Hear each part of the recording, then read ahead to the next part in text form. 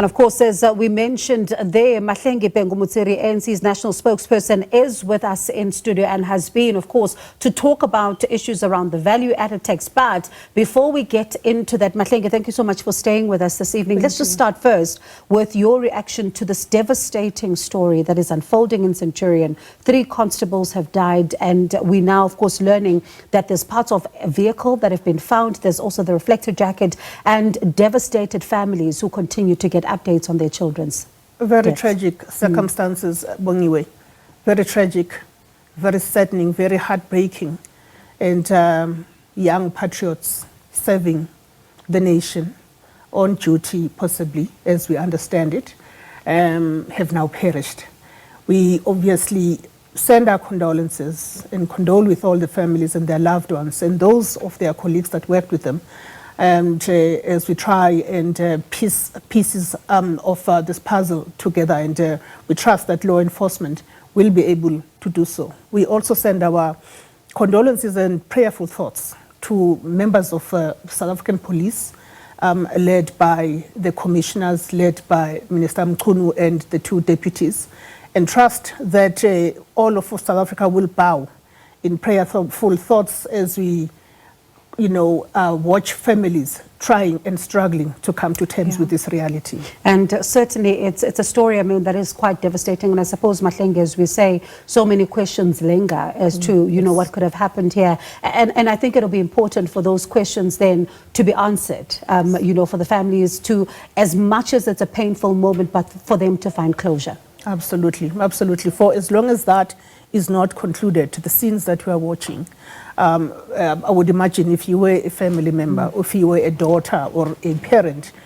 you probably would not even know where to start to try and make sense of this situation. So the sooner the investigation is completed, the nation is taken into confidence, families can begin the process of embarking on a healing journey. And Mahlengi, before we even get to issues of the value-added tax, there's another story that's developing.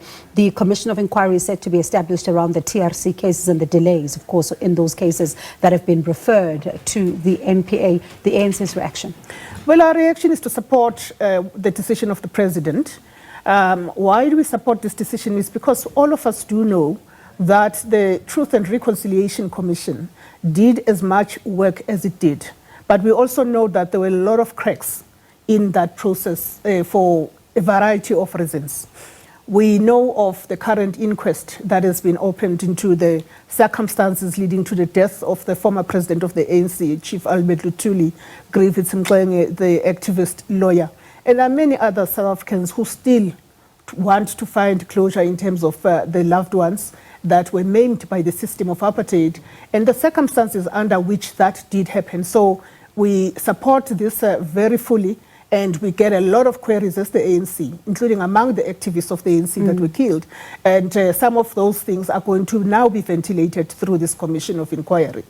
And Mahlengi, of course, back to, the reason why you and I are having this discussion today. There is, of course, now the 21st of May that many people are looking towards and saying that as Budget 3.0, as they've called it now, comes, can South Africans expect to have finality on this particular matter? Because you know what has happened in the two times that the budget was trying to be finalized. Can South Africans say with great certainty that in fact now they can find themselves with a budget and be able to actually see what happens into the future? Thank you very much for that question, Bongiwe. We are quite convicted that the 3rd iteration of the tabling of the budget proposals will proceed smoothly. One, the reason that a number of parties, in total 11, including the African National Congress, have already pledged that they will see to the process in as elegant a manner as is required and is expected by South Africans. We also, of course, know that a party or two went to the courts, and the courts came to a particular conclusion. It now means Parliament must proceed with its work expeditiously, but with the rigor that the legislative oversight role of Parliament requires, that kind of thoroughness in managing the process. So we are quite certain that this work has already begun anyway, because a referral back to Parliament has already taken place. The referral back to Parliament, of course, is happening, Mahlengi, as you say, because we've seen what took place in the courts. One of your GNU partner, the major one, took this matter to court.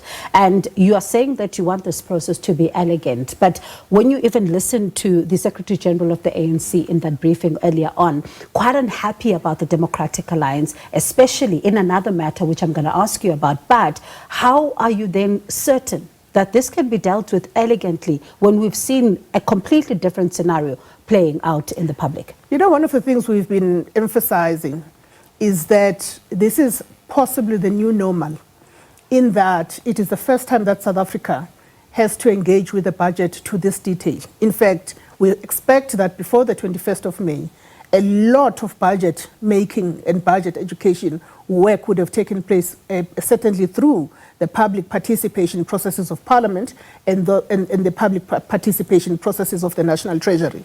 So we believe that some of what has happened isn't actually unhealthy for a democracy. We have had modern democracies that will spend months debating the budget and having it going back and forth.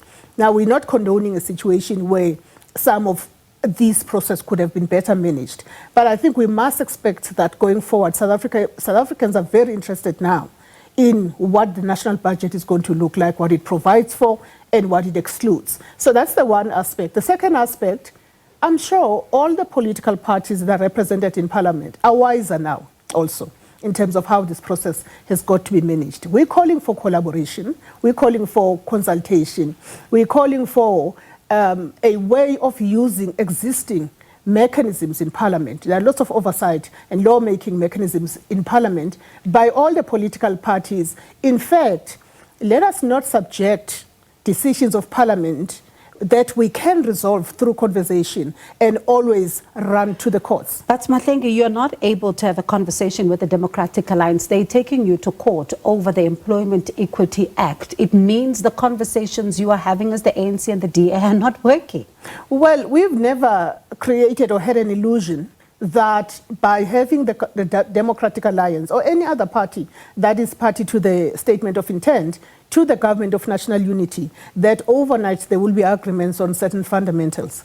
Remember, it is... But they're taking you to court again. And I ask this because you listened to the Secretary General of the ANC. He had strong words for the Democratic Alliance and saying that, for them, it seems, and I'm paraphrasing, they're anti-progress, right? And the ANC has been speaking about the fact that it is committed to transformation in this country. Then you listen to the Democratic Alliance. The Democratic Alliance also has strong words to say that they do not want to not fight for the people of this country. And it seems that the two of you are not finding each other in this marriage. As much as you may say that you are not expecting them to agree, but it seems that what is playing out behind closed doors could also be playing out in public for us to see. How do you sustain a marriage when both of you are saying such about each other in public? Well, I suspect South Africans, it is for South Africans to pass a judgment on whether the Democratic Alliance, as one of the parties represented in Parliament, are committed to transformation,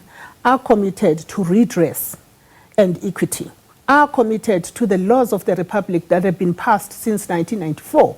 In fact, the Employment Equity, your Labour Relations Act, Basic Conditions of Employment Act, all of which, in fact, they derive their existence from the Constitution of South Africa.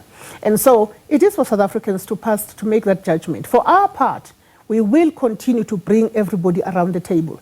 Will you continue to work with them, though? We have to work with all other parties. Whether they stay on the government of national unity, that's a function of a conversation that is going to be taking place very soon. We refer to it as resetting the GNU button. And where we are going to talk about rules that must be complied with by every member of the government of national unity, surely South Africans again must also make a judgment about, can you be in government, implementing government and executive decisions, and yet behave as an opposition? We've said this as the ANC, but I think now it is for South Africans, it is for state actors and non-state actors to opine about this attempt to go and reverse the employment equity legislation on the eve of Workers' Day. It is for South Africans to pass that judgment. It is not us who are reversing transformation. In fact, some of these questions, Bongiwe, are better asked of the Democratic Alliance. And we definitely are looking for them. We will reach out to the DA and ask them these questions, because it really boggles the mind as to, if you think of a marriage, you're married to somebody, but you keep on speaking ill about them in the public domain. What does it say? Because it speaks about trouble in paradise, possibly. And one asks the question, how do you still continue to stay together? I suppose, as you say, it's questions that we'll ask them. But Mahlengi, thank you so much for your time.